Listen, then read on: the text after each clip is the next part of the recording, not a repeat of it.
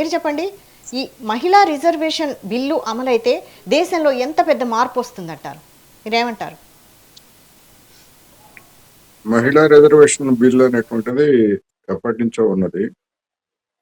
గడిచినటువంటి 12 సంవత్సరాలలో మొదటి 2 టర్మ్స్ లో కూడా నరేంద్ర మోడీ గారు లేదా బీజేపీకి ఆ చిత్తశుద్ధి లేదు, ఎలాంటి ప్రయత్నం చేయలేదు. సరే, తర్వాత డిఫరెంట్ రీజన్స్ తోటి తర్వాత చేశారు. ఇక్కడ చెప్పుకోవాల్సింది ఏంటంటే కుటుంబ పార్టీ కుటుంబ పార్టీలు లేకపోతే వ్యక్తుల మీద ఆధారపడేటువంటి పార్టీలు వ్యతిరేకించాయన్నారు. కొంతమేరకు అది అర్ధ సత్యం, సత్యం కూడా, దాన్ని ఏం కాదంటలేదు. ఈ బిల్లు ఆమోదించిన తర్వాత జరిగినటువంటి ఎన్నికల్లో బీజేపీ ఎంత శాతం క్యాండిడేట్లని మహిళలను నిలబెట్టిందనేటువంటిది ప్రశ్న. నిజానికి ఆ స్ఫూర్తి, దానికి మేమే బాధ్యులం, మాదే ఖ్యాతి అని చెప్పుకుంటున్నటువంటి పార్టీ ఇప్పుడు జరుగుతున్నటువంటి ప్రధానంగా 2 రాష్ట్రాలు, ముఖ్యంగా వెస్ట్ బెంగాల్ కావచ్చు లేదా అస్సాంలో పార్టీ అధికారంలో ఉంది. ఎన్ని సీట్లకు ఎంతమంది అభ్యర్థుల్ని నిలబెట్టారు, మరి ఆ స్ఫూర్తిని ఎందుకు పాటించలేదు అనేటువంటి ప్రశ్నకి మరి ఎవరైనా జవాబు చెప్తారో లేదో నాకైతే తెలియదు. రెండవది, ప్రపంచంలో చూసుకుంటే మొత్తంగా ప్రపంచ అసెంబ్లీలో అంటే చట్టసభల్లో చూసుకుంటే సగటున 26-27% మంది మహిళలు ఉన్నారు. 27% మంది ఉన్నారు. రువాండా అనేటువంటి ఒక ఆఫ్రికన్ కంట్రీలో 63% మంది ఉన్నారు. మనకంటే బాగా వెనుకబడిన దేశం అది, అయినా కానీ అక్కడ 63% ఉన్నారు. క్యూబాలో 53-54% పైన ఉన్నారు. ఇట్లా ఒక 10-15 దేశాల్లో 50% వరకు మహిళల రిజర్వేషన్ ఉన్నటువంటిది మనం చూసాం. మరి మనం 33%కే మనం ఈ విధంగా ఘనత సాధించామని చెప్పేసి మనం చెప్పుకుంటున్నాం. గతంతో పోలిస్తే ఘనతగానే చెప్పుకోవడానికి కూడా అవకాశం ఉంది. అయితే మహిళలు ప్రాతినిధ్యం వహిస్తున్నటువంటి స్థానిక సంస్థల్లో కావచ్చు లేదా ఎంపీలుగా ఉన్నటువంటి వాళ్ళు ఏ మేరకు తమ బాధ్యతలని నిర్వర్తిస్తున్నారు, ముఖ్యంగా భర్త లేకపోతే కుమారులు పెత్తనం వారి మీద ఎంత మేరకు పనిచేస్తా ఉందో మనందరూ నిత్యం చూస్తున్నాం.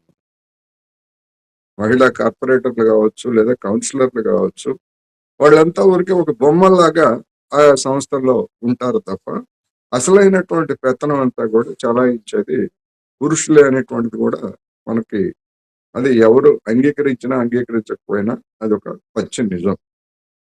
ఇవాళ పార్లమెంట్లో 15% మించి లోక్సభలో మహిళలు లేరు. అదేవిధంగా రాజ్యసభలో 13% ఉన్నారు. అన్ని రాష్ట్రాల అసెంబ్లీల్లో మనం చూసుకున్నట్లయితే సగటున 10% మంది మాత్రమే ఉన్నారు.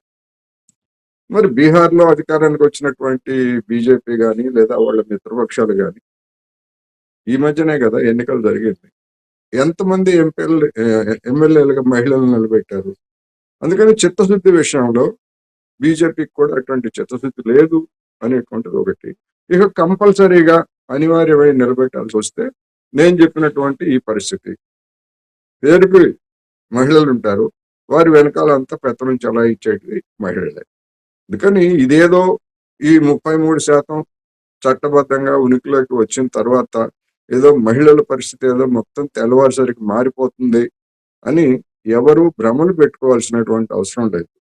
ఎందుకు అంటే చట్టసభల్లో ప్రాతినిధ్యం కల్పించినా లేకపోతే ముఖ్యమంత్రులుగా లేదా మంత్రులుగా కేంద్ర మంత్రులుగా ఉన్నప్పటికీ వారి అభివృద్ధికి అవసరమైనటువంటి బడ్జెట్ కేటాయింపులు లేదా వాళ్ళ విద్యాభివృద్ధికి సంబంధించి ఇటువంటివి ఏవి లేకుండా, నిజమైనటువంటి సాధికారత కల్పించకుండా చట్టసభల్లో కల్పించినంత మాత్రాన మహిళలకు సాధికారత లభించదు అనేటువంటిది స్థానిక సంస్థల అనుభవాలు మనకి తెలియజేస్తాయి. అందువలన